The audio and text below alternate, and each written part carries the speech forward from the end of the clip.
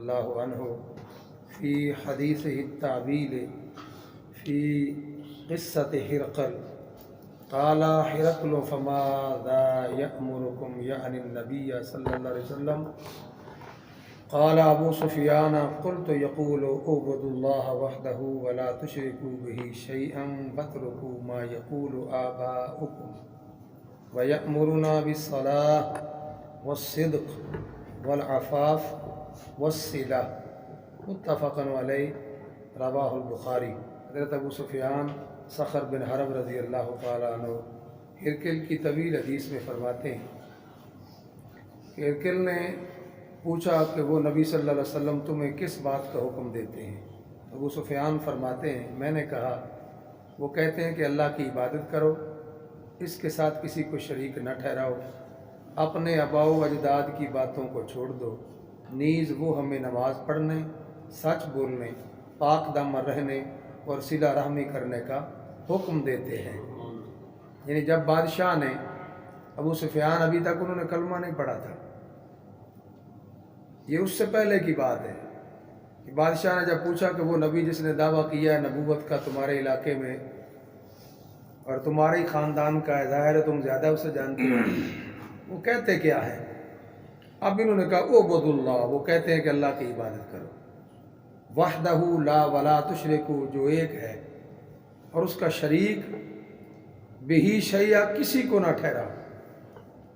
جب اللہ تبارک و تعالی کا کوئی شریک ٹھہرایا جائے تو اللہ اس وقت بہت زیادہ ناراض ہوتے ہیں۔ اللہ اتنا گناہ گار بندے سے ناراض نہیں ہوتا جتنا اس بندے سے ناراض ہوتا ہے جو اللہ کا کسی کو شریک ٹھہرا لے۔ اب دوسری بات یہ ہے کہ جو مسلمان ہے جس نے حضور کا کلمہ پڑھا ہے وہ مشرک نہیں ہو سکتا۔ جو فتوے لگائے جاتے ہیں یہ بھی مشرک ہے جی، یہ بھی مشرک ہے، جو یا رسول اللہ کہہ دے وہ بھی مشرک ہے، جو کسی ولی کا نام لے دے وہ بھی مشرک ہو گیا، جو کسی قبر پر چلا جائے وہ بھی مشرک ہو گیا۔ یہ بھی بخاری اور مسلم کی متفق علیہ حدیث ہے۔ حضرت عقبہ بن عامر فرماتے ہیں قال صلی رسول اللہ صلی اللہ علیہ وسلم علی قتل احد بعد ثمانیہ سنین کالمودع للاحیاء والاموات، کہ رسول اللہ صلی اللہ علیہ وسلم نے 8 سال کے بعد شہدائے احد پر دوبارہ نماز پڑھی، اور گویا میرے مصطفیٰ صلی اللہ علیہ وسلم سے محسوس یوں ہوتا تھا کہ حضور زندوں اور مردوں کو الوداع کہہ رہے ہیں کہ سرکار کا آخری وقت آنے والا ہے، اب دوبارہ لوٹ کر حضور احد والوں کے مزارات پر نہیں آئیں گے۔ اب اس حدیث کے ان لفظوں سے ایک بات تو یہ بھی سمجھ آ گئی کہ مزاروں پر جانا، اللہ کے نیک بندوں کی قبروں پر جانا، یہ تو رسول اللہ کی سنت ہے، ورنہ حضور احد والوں کے مزاروں پر کیوں جاتے؟ حضور کا جانا اس بات کی دلیل ہے کہ مزاروں پر جانا چاہیے۔ رسول اللہ صلی اللہ علیہ وسلم نے خود فرمایا قبروں پر جایا کرو، یہ تمہیں آخرت یاد دلاتی ہیں۔ تو اگر عام قبر آخرت یاد دلاتی ہے تو جن کے مزار ہیں جو اللہ کے نیک بندے تھے ان کے پاس جانے سے کتنا فائدہ ہوتا ہوگا۔ رسول اللہ صلی اللہ علیہ وسلم 8 سال کے بعد پھر احد والوں کے مزاروں پر گئے، ثم طلع المنبر، نماز پڑھنے کے بعد حضور کے لیے ممبر رکھ دیا گیا، اور ممبر رسول اللہ صلی اللہ علیہ وسلم کا ظاہر ہے مدینہ میں تھا تو صحابہ ساتھ لے کر آئے تھے، اس لیے تو حضور صلی اللہ علیہ وسلم کے لیے ممبر رکھا گیا۔ فقال انی بین ایدیکم فرط وانا علیکم شہید، فرمایا میں تمہارا پیش ہوں، یعنی تم سے پہلے جانے والا ہوں اور تمہارا گواہ ہوں۔ اب رسول اللہ صلی اللہ علیہ وسلم گواہ کس کے ہیں؟ میرے مصطفیٰ صلی اللہ علیہ وسلم نے فرمایا کہ میرا تمہارے درمیان رہنا بھی بہتر ہے، تمہارے پاس سے جانا بھی بہتر ہے، قبر میں جانا بھی بہتر ہے۔ صحابہ نے پوچھا یا رسول اللہ رہنا تو بہتر ہے، قبر میں جانا کیسے بہتر ہے؟ حضور نے فرمایا تمہارے اعمال میری بارگاہ میں پیش ہوں گے، نیک ہوں گے تو میں شکر ادا کروں گا، اور اگر گناہ ہوں گے تو اللہ سے استغفار کروں گا، تمہارے لیے معافی کا طالب رہوں گا خدا سے۔ تو فرمایا میں تمہارا گواہ ہوں، تم سے پہلے جانے والا ہوں اور تم پر گواہ ہوں۔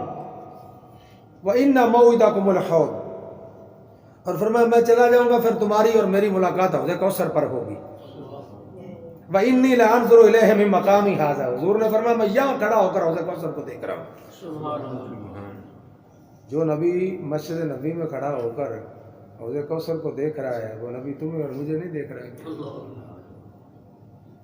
فرمایا میں اس جگہ پہ وَإِنَّ مَوْعِدَكُمُ الْحَوْضُ فَإِنِّي لَأَنظُرُ إِلَيْهِ مِن مَّقَامِ هَٰذَا، اس مقام پر کھڑا ہو کر میں اس مقام کو دیکھ رہا ہوں، حوض کوثر میرے سامنے ہے، اس کے برتن میرے سامنے ہیں، اس کے پیالے میرے سامنے ہیں۔ اور پھر حضور نے پوری وضاحت کر دی، پتہ چلا رسول اللہ صلی اللہ علیہ وسلم سے تو کچھ بھی چھپا ہوا نہیں ہے، وہ آنے والا وقت ہو، جو گزریا ہوا وقت ہو یا موجود ہو، میرے مصطفیٰ سب جانتے ہیں۔ آگے فرمایا مصطفیٰ نے وَإِنِّي لَسْتُ أَخْشَىٰ عَلَيْكُمْ أَن تُشْرِكُوا، فرمایا تم سے شرک کا مجھے کوئی اندیشہ نہیں ہے، یعنی تم شرک نہیں کرو گے۔ حضور نے فرمایا، یہ بخاری اور مسلم کی متفق علیہ حدیث ہے، رسول اللہ فرما رہے ہیں کہ تم شرک نہیں کرو گے، یہ ہمیں خام کا مشرک بنا رہے ہیں، خام کا۔ وہ جی دیکھو جی تم قبر پر چلے گئے جی مشرک ہو گئے جی، قبر پر جانے سے کوئی مشرک ہوتا ہے؟ فرمایا تم سے شرک کا مجھے کوئی اندیشہ نہیں، وَلَٰكِنِّي أَخْشَىٰ عَلَيْكُمُ الدُّنْيَا أَن تَنَافَسُوهَا، فرمایا مجھے اس بات کا خدشہ ہے کہ تم دنیا کی محبت میں کھو جاؤ گے، دنیا کی محبت تمہارے دلوں میں گھر کر جائے گی، اسی محبت نے ہمیں ذلیل کر کے رکھ دیا ہے۔ دنیا کی محبت، دنیا دنیا کرتے کرتے ہم دنیا سے چلے جاتے ہیں، لیکن دنیا کو چھوڑتے نہیں ہیں، اور یہ ایسی بدبخت ہے، یہ کسی کے ہاتھ نہیں آتی۔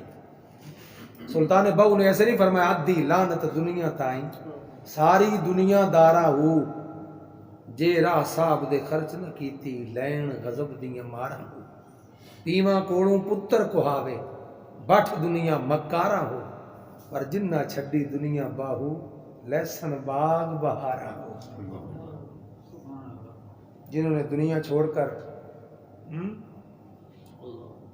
نہر کے کنارے ڈیرا لگا لی، وہ بابا نہر والا ہو گیا۔ گھر تو دل تو ہر کسی کا کرتا ہے نا گھر جانے کو، بچے ہوں، لیکن اللہ کے لیے کچھ نہ کچھ کرنا تو پڑتا ہے، چھوڑنا تو پڑتا ہے نا۔ جب چھوڑ چھاڑ کر سب بندہ اللہ کے لیے جاتا ہے اور اللہ کا ہی ہو جاتا ہے تو پھر اللہ اسے نہیں چھوڑتا۔ امام غزالی نے لکھا ایک بندہ تھا، لوگ بڑے اس سے تنگ تھے، بڑے لوگ تنگ تھے اس سے۔ وہ اللہ کے پیغمبر کے پاس پہنچے، اللہ کے پیغمبر نے اللہ سے عرض کی کہ نبی کا تو رابطہ رہتا ہے نا خدا سے، یا اللہ آپ کیا کریں؟ اللہ نے فرمایا اسے نکال دو، بستی سے نکال دو۔ بستی والوں نے اسے اپنے بستی سے نکال دیا، چال بھی نکلے تھے، تو بندہ نہیں ٹھیک۔ کرتا کیا تھا؟ گناہ گار تھا، لوگوں کو ستاتا تھا، لوگوں کو ستاتا تھا، لوگوں کو تنگ کرتا تھا، اللہ کی مخلوق کو۔ اب جب انہوں نے نکال دیا، جنگل میں چلا گیا، ایک بستی پہ اور میں گیا، انہوں نے بھی نکال دیا، چلتا چلتا یہ جنگل میں چلا گیا۔ ایک پہاڑی کی غار تھی، اس میں یہ رہنا شروع ہو گیا، بیمار ہو گیا۔ جب بیمار ہو گیا تو اس نے فریاد کی خدا سے، یا اللہ آپ تو سارے چھوڑ گئے، گھر والے بھی چھوڑ گئے، در والے بھی چھوڑ گئے، بچے بھی چھوڑ گئے، بیوی بھی چھوڑ گئی، رشتہ داروں نے چھوڑ دیا۔ رو کر کہتا ہے یا اللہ تو نہ چھوڑ دینا، تو نہ چھوڑ دینا۔ اللہ تبارک و تعالیٰ اس کو ان لفظوں سے اس بندے پر رحم آ گیا۔ وہ تو ایک تلاش کر رہا ہے تھوڑا سا بہانا، ایسے دل سے ذرا پکار تو صحیح اسے۔ اللہ کو رحم آیا، اللہ تبارک و تعالیٰ نے حوروں کو بھیجا، اس کی ماں بہنیں بیٹیاں بنا دی انہی کی شکلوں میں۔ وہ آ کر ان کا اس کا دل بہلانا شروع ہو گیا۔ پھر اللہ پاک نے فرشتوں کو بھیجا، کوئی اس کا باپ بن گیا، کوئی اس کا بھائی بن گیا، کوئی اس کا بھتیجا بن گیا، کوئی رشتہ دار بن گیا۔ انہوں نے خوب دل بہلایا کہ ہم نے کب تمہیں چھوڑا ہے، ہم تیرے ساتھ ہیں۔ اسی عالم میں اس کی روح نکل گئی۔ اللہ تبارک و تعالیٰ نے اپنے پیغمبر کو فرمایا اسے اٹھاؤ، اس کی نماز جنازہ پڑھو اور اسے دفناؤ، اور یہ اعلان کر دو کہ جو اس کی نماز جنازہ پڑھیں گے اللہ ان کی مغفرت فرما دے گا۔ اللہ کے نبی نے جب دیکھا تو وہی بندہ تھا، نماز جنازہ تو پڑھا دی، پڑھانے کے بعد دفن کر دیا، اعلان بھی کر دیا۔ پھر پوچھا یا اللہ تیری حکمتوں پر قربان ہو جاؤں، یہ ماجرا کیا ہے؟ اللہ تبارک و تعالیٰ نے فرمایا میرے پیغمبر اسے سارے چھوڑ گئے تھے، میرا تو بندہ ہے نا، میں کیسے چھوڑ سکتا ہوں؟ اس نے مجھے پکارا تو میں نے اس کی پکار کو سنا، اس نے ایسے درد سے پکارا تھا کہ میں نے اسے بخش دیا ہے۔ اللہ تبارک و تعالیٰ کا بندہ ہو تو جائے. ہم دنیا کی محبت میں کھو گئے. بھائی بھائی نہ رہا، رشتہ دار نہ رہا، تعلق نہ رہا. اس دنیا کی خاطر 1 انچ زمین کی خاطر بندہ مارنے کے لیے تیار ہوتا ہے. کبھی یہ نہیں سوچا کہ مر تو میں نے بھی جانا ہے. 1 انچ کی کیا بات ہے. وہ احساس، وہ محبتیں، وہ قربتیں ختم ہوگی. کس وجہ سے؟ کہ ہم دنیا کی محبت میں کھو گئے. وہ رسول اللہ کا فرمان پورا ہو گیا. فرمایا تم سے شرک کا کوئی اندیشہ نہیں مجھے. وَلَٰكِنْ يَخْشَىٰ عَلَيْكُمُ الدُّنْيَا أَن تَنَافَسُوهَا. فرمایا تم دنیا کی محبت میں کھو جاؤ گے. آگے فرمایا قال فَكَانَتْ آخِرَ نَظْرَةٍ نَظَرْتُهَا إِلَىٰ رسول اللہ صلی اللہ علیہ وسلم. میرے مصطفیٰ صلی اللہ علیہ وسلم سے ابھی فرماتے ہیں کہ یہ میرا آخری حضور کا دیدار کرنا تھا، کیونکہ رسول اللہ صلی اللہ علیہ وسلم اس کے بعد جلدی حضور کا وصال ہو گیا. تو یہ آخری ارشاد تھا میرے مصطفیٰ کا جو احد کے میدان میں مصطفیٰ نے دیا. تو آپ اندازہ کر لیں رسول اللہ فرما رہے ہیں کہ تم شرک نہیں کرو گے. اب دوسری حدیث میں میرے مصطفیٰ صلی اللہ علیہ وسلم نے فرمایا انی لست اخشی علیکم ان تشرکوا بعدی، کہ میرے بعد مجھے کوئی خدشہ نہیں کہ تم شرک کرو گے. تم شرک نہیں کرو گے. تو شرک کیا ہے؟ یہ بات پہلے اپنے ذہن میں آج سے بٹھا لے اور اسی کو دلیل بنا لے. تمہیں ٹینشن ہی نہیں. شرک یہ ہے کہ کسی بھی اللہ کے علاوہ مخلوق میں سے کسی بھی چیز کو، کسی بھی شخص کو الہ مان کر اس کی عبادت کرنا. الہ کہتے ہیں خدا کو، معبود مان. اگر کوئی شخص کسی کو معبود حقیقی مان کر کہتا ہے کہ نہیں اس کی تعظیم تو کیا اس کی عبادت کے لیے سب کچھ کر رہا ہے، تو واقعہ مشرک ہے. اور میرا خیال ہے کہ کوئی بھی مسلمان ایسا نہیں جو خدا کے علاوہ کسی اور کو معبود سمجھتا. خدا ہی ہمارا معبود ہے، ہم اسی کی عبادت کرتے ہیں. وہی ہمارا مددگار ہے، وہی ہمارا رازق ہے، وہی ہمارا خالق ہے، وہی ہمارا مالک ہے، وہی ہمارا رب ہے، وہی ہمارا خدا ہے. ہم اسی کے سامنے جھکتے ہیں. یہ جو اللہ والے اور نیک لوگ ہیں ان کے پاس ہم اس لیے جاتے ہیں کہ یہ خدا کا قرب ان کے دامن میں ہے. ان کے پاس بیٹھنے سے خدا کی یاد آتی ہے.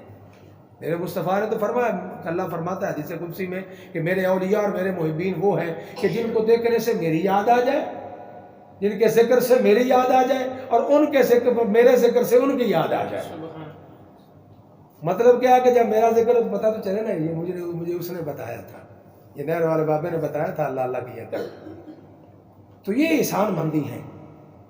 اس سے شرک کا کوئی شائبہ نہیں ہے کہ وہ لوگ تو اللہ تبارک و تعالیٰ کے قرب میں رہتے ہیں، تو جب کوئی بندہ ان کے پاس بیٹھتا ہے تو وہ بھی وہ راستہ بتاتے ہیں کہ بھائی یہ راستہ جاتا ہے، اسی سے ہم گئے ہیں، تم بھی اسی راستے پر چل پڑو. تو یہ تو شرک نہیں ہے. مانگتے تو ہم اللہ سے ہی ہیں. یہ بزرگ اور یہ اولیاء یہ تو وسیلہ ہے اللہ کی بارگاہ میں.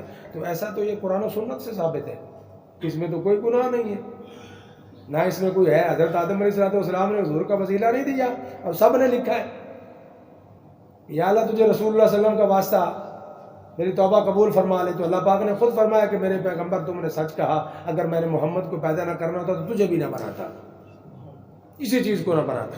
اگلی حدیث پر وَلَٰكِنْ يَخْشَىٰ عَلَيْكُمُ الدُّنْيَا أَن تَنَافَسُوا فِيهَا، کہ مجھے دنیا میں کھو جانے اور اس کی محبت میں کھو جانے کا تمہیں اندیشہ ہے کہ تم دنیا کی محبت میں کھو جاؤ گے. وَتَقْتَتِلُوا فَتَهْلِكُوا كَمَا هَلَكَ مَنْ كَانَ قَبْلَكُمْ. فرمایا آپس میں لڑو گے. حضور نے فرمایا آپس میں لڑو گے اور ہلاک ہو جاؤ گے جیسا کہ تم سے پہلے لوگ ہلاک ہوئے. یعنی لڑائی تم کرو گے دنیا کی محبت کے لیے آپس میں لڑو گے اور قتل و غارت کرو گے، یہ ہوگا، مشرک نہیں ہوگے. آگے فرمایا قال عقبۃ فکان آخر ما رأیت رسول اللہ صلی اللہ علیہ وسلم علی المنبر. حضرت عقبہ بن عامر فرماتے ہیں کہ یہ آخری بار تھی جب میں نے حضور نبی اکرم صلی اللہ علیہ وسلم کو منبر پر جلوہ افروز دیکھا، یعنی اس کے بعد حضور کا جلدی وصال ہو گیا. تو میرے مصطفیٰ نے فرمایا وَتَقْتَتِلُوا فَتَهْلِكُوا كَمَا هَلَكَ، تم ایسے ایک دوسرے کو قتل کرو گے، ہلاک ہو جاؤ گے جیسے پہلے لوگ کرتے تھے. وہ بھی دنیا کی خاطر انہوں نے ایک دوسرے کو مارا. اب بھی ہمارا بھی حال یہی ہے کہ دنیا کی خاطر بھائی بھائی کو مار رہا ہے، بیٹا باپ کا دشمن ہے، بیٹی ماں کی دشمن ہے. وہ محبتیں وہ چیزیں ساری ختم ہوگی اور دنیا کے لیے ہم اگلے کو مارنے تک تیار ہوتے، برداشت کا سسٹم ہی ختم ہو گیا. تو یہ رسول اللہ صلی اللہ علیہ وسلم نے فرمایا تھا، اب یہ ہو رہا ہے. لیکن جو الزام لگایا جاتا ہے امت مسلمہ پر کہ جی تم مشرک ہو، تو تم پر شرک ہے، اور سب سے بڑی جماعت پر، سواد اعظم پر، یہ ظلم ہے، یہ زیادتی ہے. کوئی مشرک نہیں ہے، شرک سے جو ہے کوئی نہیں کرتا، کیونکہ ہم کسی کو بھی معبود حقیقی نہیں مانتے سوائے خدا کے. ہمارا عقیدہ الحمدللہ یہ ہے کہ ہم اللہ کے علاوہ کسی کو اس کا شریک نہیں کرتے اللہ کے ساتھ. اللہ وحدہ لا شریک ہے، اللہ عبادت کے لائق ہے، ہم اسی کی عبادت کرتے ہیں، کسی اور کی عبادت نہیں کرتے. ہم اگر کسی بزرگ پر جاتے ہیں تو ان کے پاس جاتے ہیں تو ان سے بھی وہ راستہ پوچھتے ہیں کہ ہمیں بھی اس کے قرب میں پہنچا دو. تو اس سے شرک ثابت نہیں ہوتا. اللہ تبارک و تعالیٰ میری آپ سب کی حاضری